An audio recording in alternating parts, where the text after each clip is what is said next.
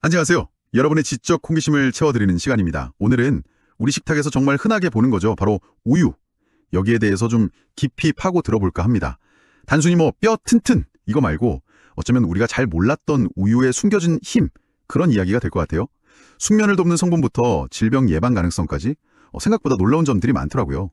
이번 내용을 위해서 저희가 한국경제, 푸드투데이, 코미디닷컴, 그리고 서울대학교 국민건강지식센터 같은 여러 신뢰도 높은 자료들을 좀 꼼꼼히 살펴봤습니다. 목표는 이겁니다. 우유가 잠이나 근육, 또 체중 관리, 심지어는 특정 만성 질환에 구체적으로 어떤 도움을 줄 수 있는지 그 과학적인 근거들을 좀 쉽게 핵심만 뽑아서 전달해 드리려고요. 자, 그럼 우유의 재발견 한번 시작해 볼까요? 잠 안 올 때 따뜻한 우유 한 잔 마셔라. 이거 진짜 오래된 얘기잖아요. 네네, 그렇죠. 실제로 요즘 보면 수면 문제로 힘들어하시는 분들 주변에 꽤 많아요. 뭐 통계 보니까 인구의 한 30%가 수면장애 경험하고 100명 중 1명은 아예 병원까지 간다더라고요. 심각하죠. 네. 근데 최근에 중국 연구진이 이 오랜 통념에다가 뭔가 과학적인 설명을 더할 만한 그런 새로운 물질을 우유에서 찾았다는 소식이 있더라고요. 이게 뭔가요? 네, 맞습니다. 그게 그냥 기분 탓이나 뭐 그런 게 아니었던 거죠. 예전에는 보통 우유 속에 있는 아미노산, 그 트립토판이라는 거 있잖아요. 아, 네네. 들어봤어요. 그게 이제 멜라토닌 생성을 도와서 잠 오게 한다. 뭐 이 정도로 알려졌었는데 이번에 중국 연구진이 발견한 건 좀 다릅니다. 카제인 트립신 가수 분해물, 줄여서 CTH라고 부르는 건데요. CTH요. 좀 어렵네요. 네, 이름이 좀 그렇죠. 쉽게 말하면 우유의 주 단백질이 카제인이거든요. 이게 우리 몸에서 소화될 때 나오는 작은 단백질 조각들이라고 보시면 돼요. 펩타이드 혼합물이 거죠. 연구진들이 이 CTH 조각들 중에서 특별히 우리 몸을 좀 진정시키고 잠들게 하는 가바 수용체라는 게 있어요. 아, 가바 수용체. 네. 거기에 딱 달라붙는 애들을 찾아낸 거예요. 그중에서도 알파카소제핀 이라는 펩타이드가 특히 효과가 좋았다. 뭐 이렇게 밝혀졌습니다. 알파카소제핀. 그러니까 그게 열쇠처럼 작용해서 수면 스위치를 탁 켠다. 이런 느낌인가요? 정확합니다. 네, 딱 그런 비유가 맞아요. 이 펩타이드가 가바 수용체라는 자물쇠에 딱 맞아서 진정시키고 수면을 유도하는 효과를 내는 거죠. 와, 신기하네요. 그럼 실제로 효과가 어느 정도였는지 그게 또 궁금한데요. 동물 실험 결과가 꽤 인상적이었다고요? 네, 그렇습니다. 쥐한테 ACTH 전체를 주입한 그룹이랑 그 효과 좋다는 알파카소제핀만 딱 주입한 그룹, 그리고 아무것도 안 준 그룹을 비교해봤어요. 네네. 그랬더니 이 CTH를 맞은 쥐들이 알파카소제핀만 맞은 쥐들보다 2배 이상, 그리고 아무것도 안 맞은 쥐들보다는 무려 4배 이상 더 오래 잠을 잤다는 결과가 나왔어요. 4배요? 와. 네, 그리고 정해진 시간 안에 잠든 비율도 CTH 그룹이 훨씬 높았고요. 이게 뭘 의미하냐면 그 알파카소제핀 하나만 작용하는 게 아니라 CTH 안에 있는 다른 여러 펩타이드들이 함께 뭐랄까 시너지 효과를 내면서 더 강력하게 잠을 유도한다는 거죠. 아, 단일 성분이 아니라 그 복합체 자체가 효과가 더 크다. 그렇죠. 복합적인 힘인 거죠. 이게 왜 주요하냐면요. 기존 수면제들, 뭐 벤조다이아제핀 계열이나 졸피뎀 같은 것들, 부작용들이 있잖아요. 어지럽거나 다음날 좀 멍하거나 심하면 중독성 문제도 있고요. 맞아요. 그런 걱정 때문에 꺼리는 분들도 많죠. 네. 근데 이 CTH는 우리 몸에서 단백질 소화될 때 자연스럽게 생길 수 있는 물질이랑 비슷하니까 상대적으로 내성이나 부작용 걱정이 덜할 수 있다. 이런 가능성을 보여준 겁니다. 천연 수면 보조제로서의 가능성이 열린 거죠. 물론 바로 약처럼 쓸 수 있는 건 아니겠지만요. 당연하죠. 안전성 검증이나 뭐 추가 연구는 당연히 필요하고요. 좌우 마오민 교수도 그 점을 강조했고요. 하지만 어쨌든 잠 안 올 때 따뜻한 우유 한 잔.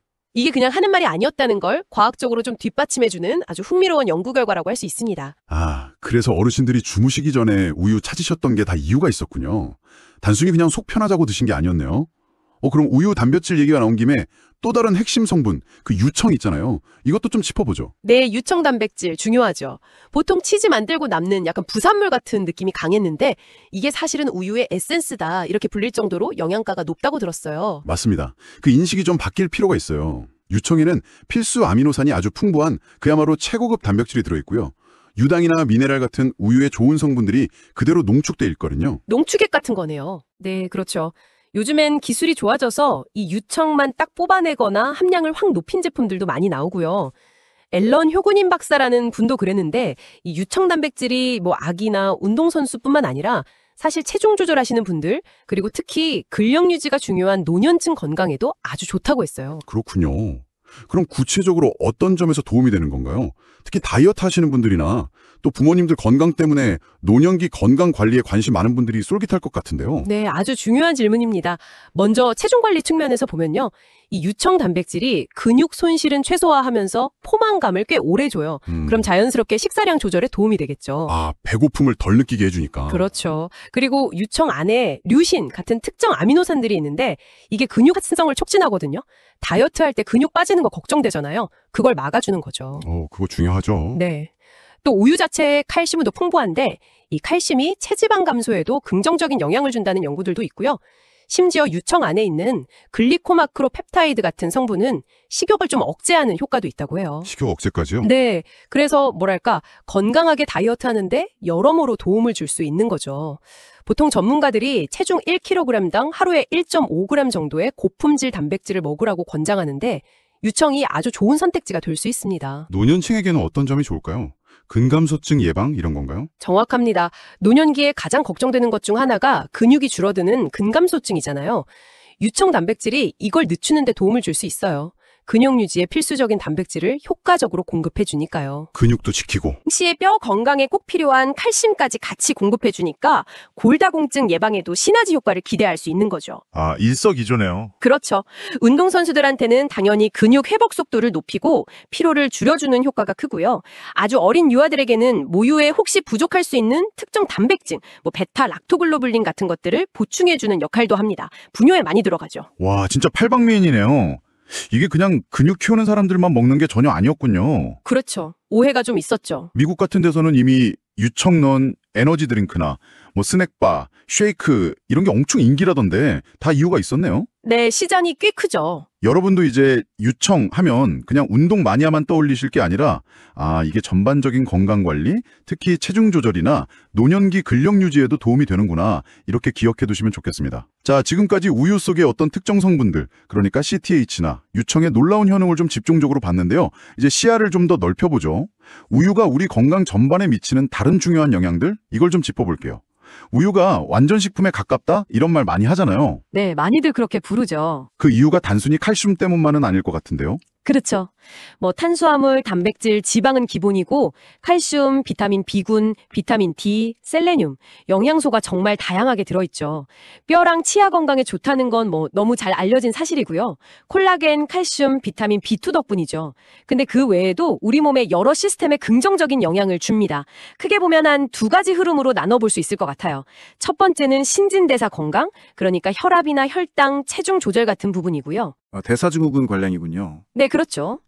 그리고 두 번째는 좀 더 장기적인 건강 유지, 예를 들면 특정 질병 예방과 관련된 부분입니다. 그럼 신진대사 건강부터 좀 들어볼까요? 요즘 혈압이나 당뇨 같은 만성질환 걱정하는 분들 정말 많은데 우유가 도움이 될 수 있다니 좀 솔깃한데요? 네, 우선 혈압 조절 효과부터 말씀드리면 우유 안에 칼륨이나 마그네슘 같은 미네랄들이 꽤 들어있거든요. 이런 미네랄들이 혈압을 낮추는 데 도움을 줄 수 있다는 연구들이 있습니다. 미네랄이요? 네. 실제로 호주 모나시대 연구팀 연구를 보면 매일 유제품을 충분히 먹는 사람들은 그렇지 않은 사람들보다 수축기 혈압, 그러니까 윗혈압이죠. 그게 좀 낮아지는 경향을 보였다고 해요. 오호. 그리고 체중 관리 효과는 아까 유청 이야기할 때도 잠깐 나왔지만 우유에 들어있는 양질의 단백질, 그러니까 유청도 있고 카제인도 있잖아요. 이게 포만감을 꽤 오래가게 해요. 배부른 느낌? 네. 그러면 자연스럽게 과식을 막아주고 또 단 거나 탄수화물 땡기는 거 있잖아요. 그런 갈망을 좀 줄여주는 효과도 있다고 합니다. 이게 결국 혈당 조절에도 긍정적인 영향을 미치게 되고요. 그렇군요. 단백질이 그런 역할도 하는군요. 네. 특히 당뇨병 예방 관련해서는 좀 주목할 만한 연구가 하나 있어요. 당뇨병 되기 전 단계, 그러니까 위험이 높은 사람들을 대상으로 10년 동안 쭉 지켜봤거든요. 네. 그랬더니 저지방 우유를 꾸준히 마신 사람들은 그렇지 않은 사람들에 비해서 실제 당뇨병으로 진행될 위험이 무려 41%나 낮아졌다는 결과가 나왔습니다. 41%요? 와, 엄청난데요? 네, 상당한 수치죠. 근데 여기서 중요한 포인트는 바로 저지방 우유라는 점이에요. 아, 일반 우유가 아니라? 일반 우유나 좀 지방 함량이 높은 유제품은 오히려 콜레스테롤 수치를 높이거나 심장병 위험을 높일 수도 있다는 연구도 있거든요. 그래서 당뇨 예방이나 관리가 목적이라면 저지방이나 무지방 우유를 선택하는 게 더 현명하다고 할 수 있습니다. 아, 그건 꼭 기억해야겠네요. 저지방 우유. 운동 효과도 빼놓을 수 없겠죠? 운동 끝나고 단백질 쉐이크 대신 우유 드시는 분들도 꽤 봤거든요. 네, 맞아요. 실제로 운동 후에 우유를 마시는 것이 근육 회복이나 성장에 있어서 스포츠 음료 못지않게 아니면 어떤 면에서는 그 이상으로 효과적일 수 있다는 연구 결과들이 꽤 많습니다. 오, 정말요? 네, 우유에는 근육 만드는 데 필요한 단백질, 칼슘 외에도 비타민이나 미네랄 같은 필수 영양소가 한 13가지 정도 골고루 들어있거든요. 이게 복합적으로 작용해서 운동 효과를 높이는 데 도움을 줄 수 있는 거죠. 그렇군요. 단순 단백질 보충 이상의 의미가 있네요. 자, 그럼 신진대사 정강 외에 좀 더 장기적인 관점에서 질병 예방 효과는 어떤 것들이 있을까요? 특히 암 예방 이야기도 언뜻 들은 것 같은데요. 네, 맞습니다. 특히 대장암 예방과의 관련성이 꾸준히 보고되고 있어요. 대장암이요? 네, 우유의 풍부한 칼슘이 단순히 뼈에만 좋은 게 아니라 대장 점막세포의 건강을 지키는 데도 중요한 역할을 한다는 건데요. 실제로 여러 대규모 연구들을 보면 우유나 칼슘 섭취가 부족한 식단이 대장암 발병 위험 증가와 관련이 있다. 이런 결과들이 나왔습니다. 아, 칼슘 부족이 대장암 위험을 높인다. 네, 2015년에 서울대랑 국립암센터에서 했던 연구에서도 칼슘 부족 식단을 대장암의 원인 중 하나로 지목하기도 했고요. 일부 연구에서는 전립선암 위험을 낮출 수도 있다는 가능성도 제시하고 있습니다. 칼슘의 역학이 뼈 이상으로 중요하군요. 그렇죠. 그리고 제가 생각하기에 우유의 가장 강력한 힘 중 하나는 바로 이 칼슘 흡수율을 높이는 능력이에요. 칼슘 흡수율이요? 네. 사실 한국 사람들 칼슘 섭취가 많이 부족하거든요. 권장량의 한 72% 정도밖에 못 먹는다고 해요. 특히 청소년기나 노년층은 더 심각하고요. 네, 우유 마셔야 한다는 얘기 많이 듣죠? 네, 우유 자체가 물론 훌륭한 칼슘 공급원이죠. 200ml 한 잔 마시면 하루 권장량이 한 4분의 1 정도는 채울 수 있으니까요. 근데 더 중요한 건 뭐냐면요. 네. 우유가 같이 먹는 다른 음식에 들어있는 칼슘까지 우리 몸이 더 잘 흡수하도록 도와준다는 사실이에요. 네, 그건 정말 몰랐는데요. 우유 자체 칼슘 말고요? 네, 예를 들어 멸치나 채소에도 칼슘이 있잖아요. 그걸 먹을 때 우유를 같이 마시면 그냥 멸치나 채소만 먹었을 때보다 칼슘 흡수가 더 잘 된다는 거죠. 식사 전체의 칼슘 흡수율을 높여주는 거예요. 와, 신기하네요. 어떻게 그게 가능하죠? 그 비밀은 바로 우유 속에 있는 카제인 포스포펩티드, 줄여서 CPP라는 특별한 성분 덕분입니다. CPP, 또 어려운 이름이 나왔네요. 하하, 네. 이 CPP라는 녀석이 하는 역할이 뭐냐면 칼슘이 소장에서 흡수되기 어려운 형태, 그러니까 불용성 침전물 같은 걸로 뭉치는 걸 막아줘요. 그리고 흡수가 잘 되는 상태, 즉 가용화 상태로 유지시켜주는 거죠. 소장 아래쪽까지 칼슘이 잘 운반되도록 도와서 흡수를 촉진하는 겁니다. 아, 흡수 도우미 같은 거네요. 그렇죠. 그리고 우유 안에 있는 유당, 즉 락토스도 칼슘 흡수를 돕는 역할을 하고요. 반면에 우리가 곡류나 채소에서 많이 먹는 피틴산이나 수산염 같은 것들은 칼슘 흡수를 좀 방해하거든요. 근데 우유에는 그런 성분이 거의 없다는 것도 장점이에요. 아, 그러니까 우유는 자체 칼슘도 많고 다른 음식 칼슘 흡수도 돕고 방해 성분은 없고 삼박자가 다 맞네요. 네, 맞습니다. 그러니까 식사할 때 우유를 한 잔 곁들이는 것이 칼슘 섭취 효율을 높이는 아주 좋은 전략이 될 수 있는 거죠. 그렇군요. 아, 이거 정말 꿀팁인데요. 그냥 우유만 따로 마실 게 아니라 식사랑 같이 곁들이는 게 칼슘 흡수에는 더 좋을 수 있겠네요. 와, 진짜 우유의 숨겨진 힘이 대단합니다. 네, 그렇죠. 하지만 이렇게 좋은 우유도 소화가 힘든 분들이 계시잖아요. 저도 가끔 그런데 유당불내증 때문에 우유만 마시면 속이 좀 불편하다, 배가 아프다 하는 분들요. 이런 분들은 어떻게 하는 게 좋을까요? 아, 네. 유당불내증 많으시죠? 네, 그리고 이건 좀 다른 얘기인데 가끔 소비자들이 우려하는 것 중 하나가 젖소 사육할 때 항생제 너무 많이 쓰는 거 아니냐 뭐 이런 걱정도 있잖아요.